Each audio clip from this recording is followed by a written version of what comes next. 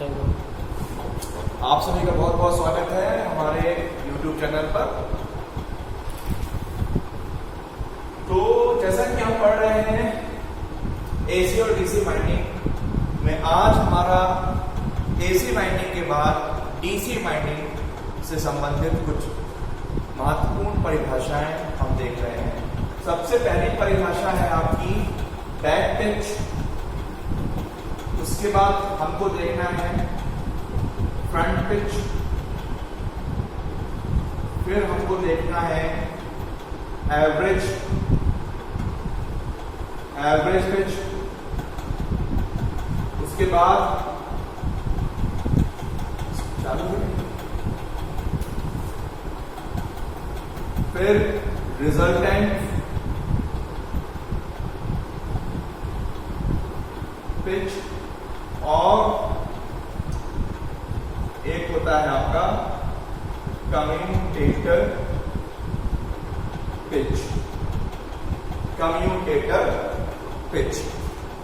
तो ये DC winding, ध्यान दीजिएगा, एसी वाइंडिंग से संबंधित जो भी डेटा थे हम उसको पढ़ चुके हैं। अब उसका डेवलपमेंट डायग्राम बाद में देखेंगे। अब डीसी वाइंडिंग पे हम आ रहे हैं। डीसी वाइंडिंग में, हालांकि ये पहले भी पढ़ा होगा आपने, फर्स्ट ईयर में अगर पढ़ाया हो। डीसी वाइंडिंग में, डीसी मशीन में एक चीज और ऐड हो जाती है, आपको जानकारी होगी। आपके आर्मेचर के साथ, उसकी शाफ्ट पर आर्मेचर के बाद में एक दिक् परिवर्तक, जिसको हम कम्यूटेटर कहते हैं, वो भी लगा है। तो डीसी वाइंडिंग में सबसे ज्यादा इंपॉर्टेंट जो डीसी वाइंडिंग और एसी वाइंडिंग को कंप्लीटली अलग कर देता है, वो चीज है कम्यूटेटर। तो जैसा कि आप देख रहे हो, जो ये चीज आपको दिख रही है, ये जो है, ये है आपका, ये स्लॉट, ये आपके स्लॉट, ये आपके slot 1, slot 2, slot 3, slot 4, slot 5, और ये पॉइंट नंबर 1, पॉइंट नंबर 2, ये देखिए, ये आपकी पॉइंट नंबर 1, यहां से दूसरी पॉइंट चालू होगी, पॉइंट नंबर 2, ऐसे और पॉइंट्स। और नीचे जो ये आपको सेगमेंट्स दिख रहे हैं, ये जो खांचे दिख रहे हैं, ये इनको कहते हैं आप कम्यूटेटर सेगमेंट्स। कम्यूटेटर सेगमेंट्स, देखिए बहुत जरूरी है संरचना पढ़ना। ये वाइंडिंग आपको तभी समझ में आएगी जब आपने फर्स्ट ईयर में डीसी मशीन की संरचना पढ़ी होगी। डीसी वाइंडिंग की संरचना बहुत ही बारीक से, खासकर की कम्यूटेटर और आर्मेचर की जो उसके जो अरेंजमेंट है, वो जानना बहुत जरूरी है, थोड़ा सा क्लोजली।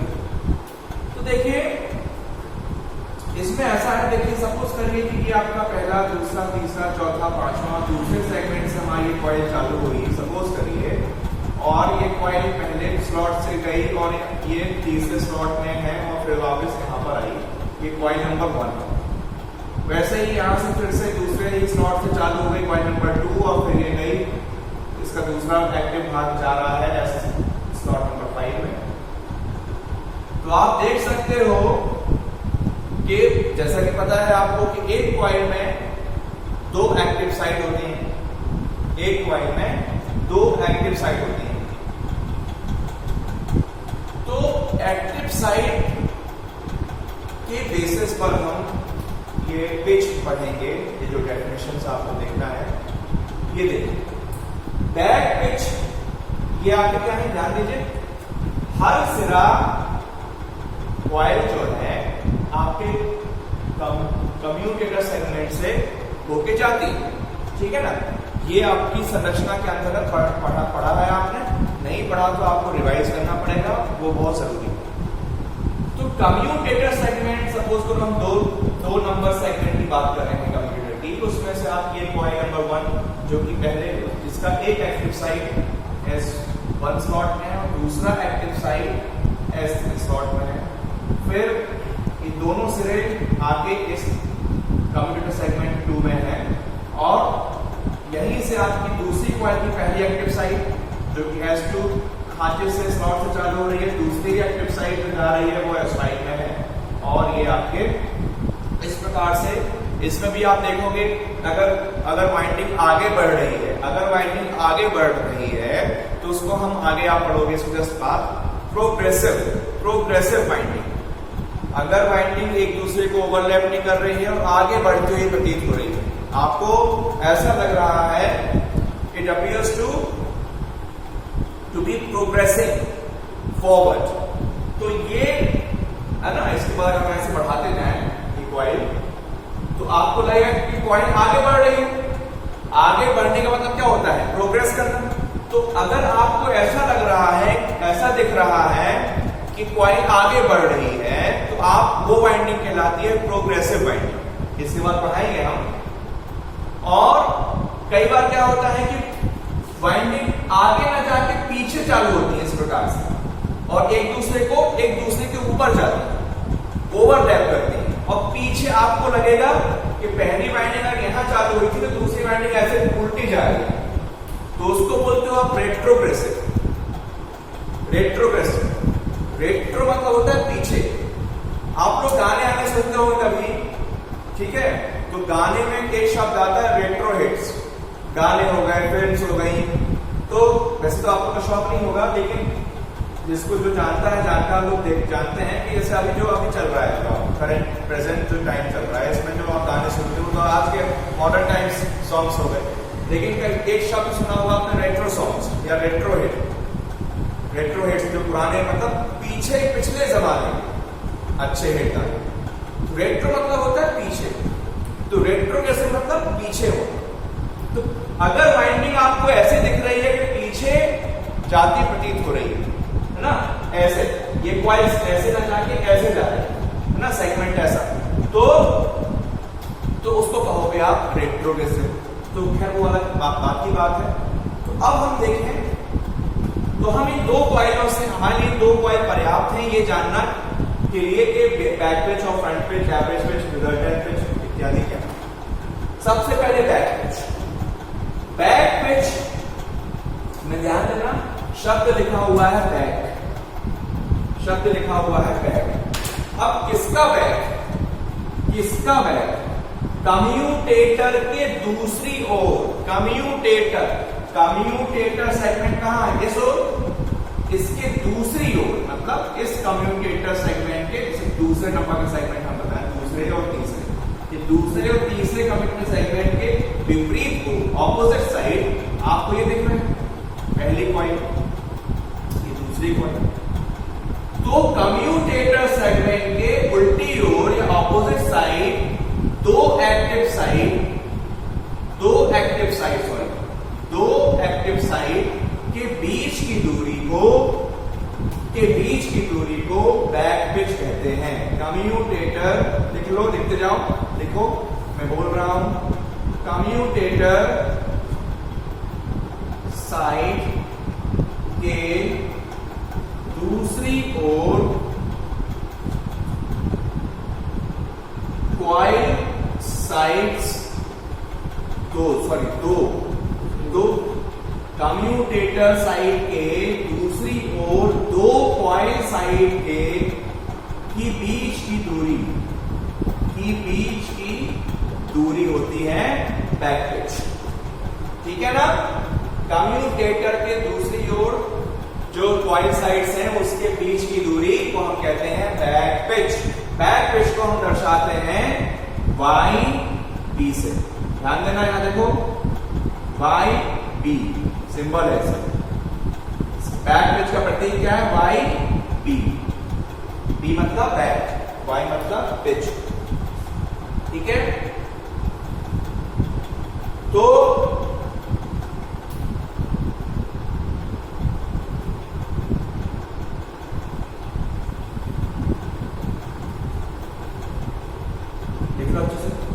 कम्यूटेटर साइड के दूसरी ओर दो कॉइल साइड्स के बीच की दूरी।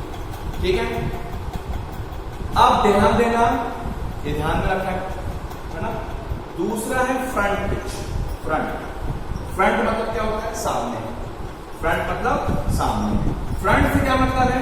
यहां पर मतलब है कम्यूटेटर के साइड वाले, इसको कम्यूटेटर के साइड, इस कम्यूटेटर के साइड दो एक्टिव साइड के बीच की दूरी। एक्टिव साइड पहले पढ़ चुके हो क्या? हर कॉइल दो एक्टिव साइड से मिलकर बनी हुई है, हर कॉइल दो एक्टिव साइड से मिलकर बनी हुई है। एक कॉइल में दो एक्टिव साइड होंगे ही होंगे बाय डिफॉल्ट। एक्टिव साइड क्या होते हैं? जो स्लॉट के अंदर होते हैं और जिनमें ईएमएफ जनरेट होता है वो कहलाते हैं active sides of the coil. ठीक है, तो अब ध्यान दीजिए फ्रंट पिच क्या है? फ्रंट पिच कम्यूटेटर के साइड वाली दो एक्टिव साइड के बीच की दूरी। कम्यूटेटर के साइड वाली दो एक्टिव साइड के बीच की दूरी है फ्रंट पिच। लेकिन अब वो जो एक्टिव साइड है, दो एक्टिव साइड की बात कर रहे हैं, वो कौन सी? पहली बात, इसमें दो चीजें ध्यान रखिए। कहां पर है? कम्यूटेटर के साइड या कम्यूटेटर की ओर, कम्यूटेटर की ओर वाली दो एक्टिव साइड्स की बीच की दूरी। और अब यहां पे ध्यान देने वाली बात है, थोड़ा सा समझ लीजिए फिर लिख लीजिएगा। एक्टिव साइड, अब ये दो एक्टिव साइड कौन सी? ध्यान दें, पहली कॉइल की दूसरी एक्टिव साइड और दूसरी कॉइल की पहली एक्टिव साइड। पहली कॉइल की दूसरी एक्टिव साइड ये वाली और दूसरी कॉइल की पहली एक्टिव साइड के बीच की दूरी जो कि कम्यूटेटर की तरफ है, जो कि कम्यूटेटर की तरफ है, ये बीच की दूरी कहलाती है फ्रंट पिच। ये है आपकी फ्रंट पिच, इसको हम YF से दर्शाते हैं, YF से दर्शाते हैं। ध्यान दीजिए, कम्यूटेटर के साइड वाली दो एक्टिव साइड्स, वो दो एक्टिव साइड्स कौन सी होंगी? वो एक्टिव साइड्स होंगी पहली कॉइल की दूसरी और दूसरी कॉइल की पहली एक्टिव साइड के बीच की दूरी होगी आपकी फ्रंट पिच, जिसे हम YF से शो करते हैं। सिंपल, थोड़ा सा ध्यान दीजिएगा, है ना? बीच की दूरी और वो दो एक्टिव साइड कौन सी है? पहली, है ना? पहली कॉइल की दूसरी एक्टिव साइड, हाँ, और दूसरी क्या है? पहली कॉइल की सेकेंड एक्टिव साइड एंड दूसरी कॉइल की फर्स्ट एक्टिव साइड की बीच की दूरी। ठीक है, ये हो गया।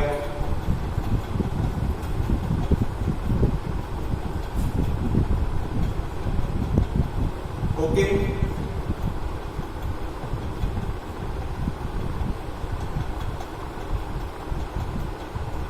ठीक है। और एवरेज पिच बहुत सिंपल है।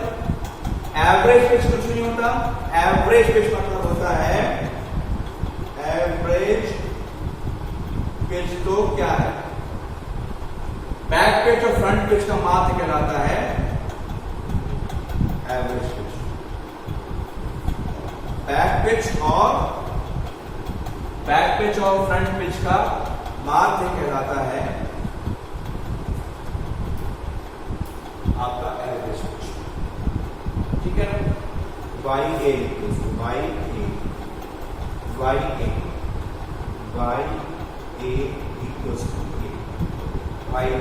है, लिख लो चाहे तो, वही है कि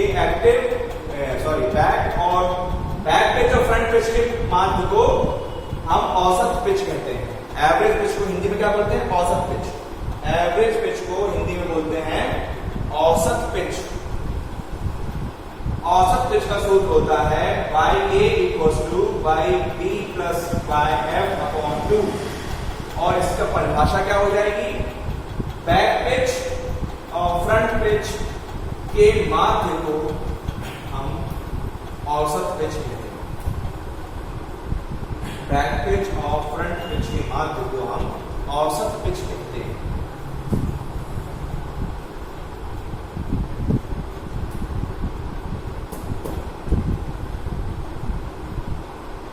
औसत पिच कहते हैं, ठीक है।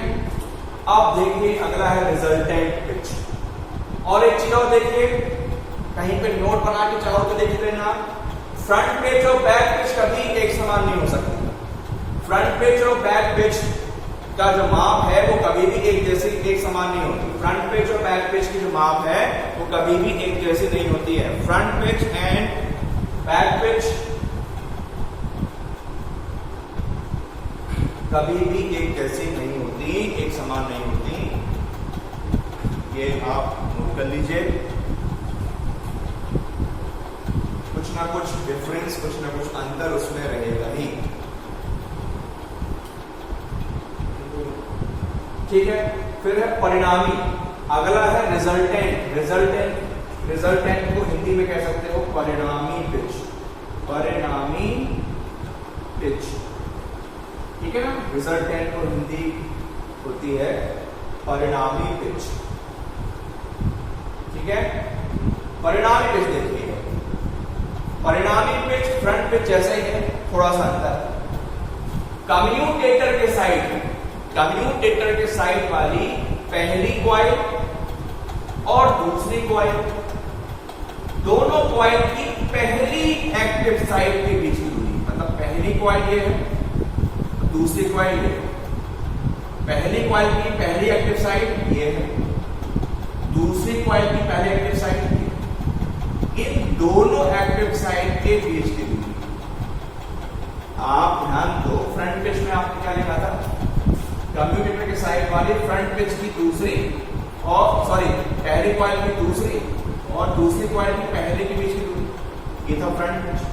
रिजल्टेंट पिच या परिणामी पिच में कंफ्यूज मत हो, बिल्कुल स्पष्ट है।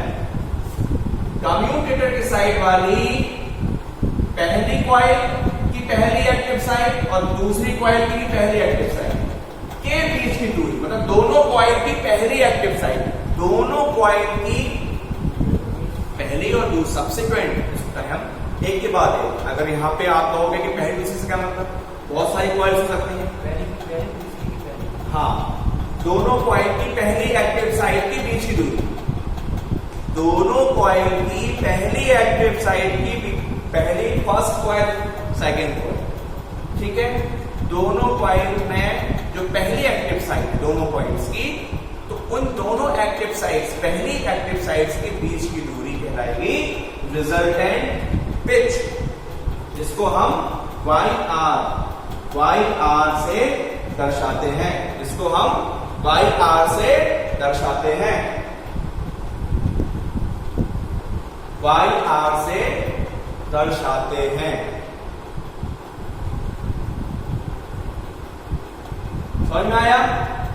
पहली कॉइल की पहली एक्टिव साइड और दूसरी कॉइल की पहली एक्टिव साइड किस ओर, कम्यूटेटर की ओर वाली जो दूरी है उसको हम कहेंगे परिणामी या रिजल्टेंट पिच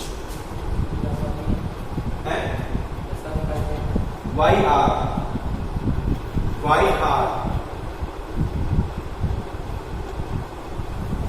अगला है लास्ट कम्यूटेटर पिच।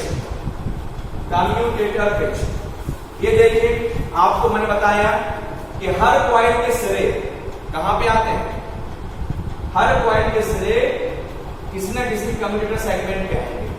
तो इन सिरों के बीच की दूरी, इन सिरों, अगर ये सिरा अगर पास पास है तो भी कोई दिक्कत नहीं है, अगर एक सिरा यहाँ पे दूसरा सिरा यहाँ पे, तो ये दूरी चाहे यहां पर हो, मतलब कॉइल एक ही कॉइल में, ध्यान देना हो।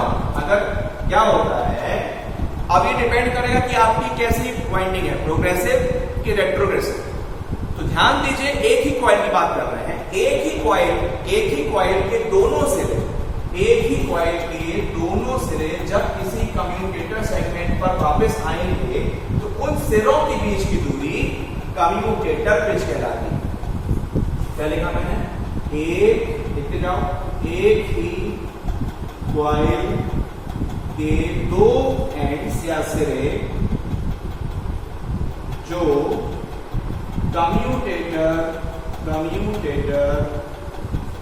सेगमेंट या भाग, सेगमेंट को हिंदी में भाग कहते हैं, सेगमेंट को हिंदी में क्या बोलते हैं, भाग, ठीक है। जो कम्यूटेटर सेगमेंट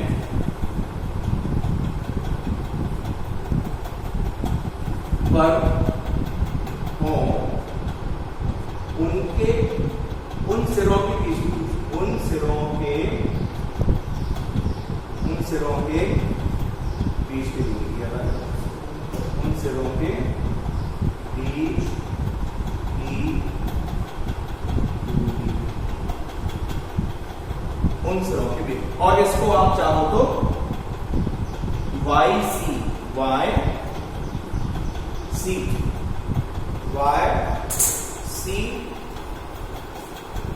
से डिनोट कर सकते हो, YC से डिनोट कर सकते हो, YC, C फॉर कम्यूटेटर, ठीक है। तो आई होप आपको समझ में आया होगा आज का लेक्चर। आगे हम बाइंडिंग प्रोग्रेसिव कैसे होती है, रेट्रोग्रेसिव कैसे होती है, फिर आपके और बाइंडिंग्स के प्रकार हम देखेंगे डीसी बाइंडिंग के अंतर्गत। फिर अंत में हम डेटा कैलकुलेट करना है, हमको न्यूमेरिकल्स करने हैं, जो MCQ क्वेश्चंस का आते हैं। डेवलपमेंट डायग्राम बहुत कम आता है, इसमें हमें डेटा पूछ लेते हैं, वो डेटा आपको डेटा के लिए क्या फॉर्मूले यूज होते हैं वो जानना जरूरी है। Thank you very much. Madhav group of ITI के इस YouTube चैनल को आप सब्सक्राइब करिए, शेयर करिए, लाइक करिए। Thanks very much.